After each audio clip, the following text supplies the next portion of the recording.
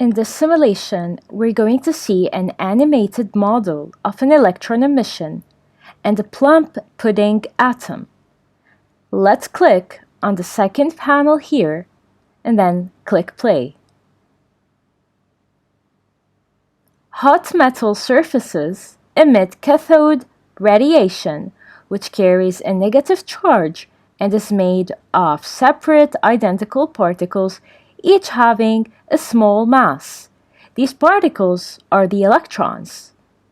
This suggests that atoms have an internal structure that includes electrons. Simplest idea of this structure is of a sphere in which the electrons are embedded. This area is called the plum pudding model. Electrons have a negative electric charge, which is balanced by the positive charge of the rest of the sphere, so that the overall atom can be neutral. The density of the sphere is about the same as the density of a solid or liquid that is made of such atoms. And finally, the model supposes that the mass of the atom is spread quite evenly through the whole sphere.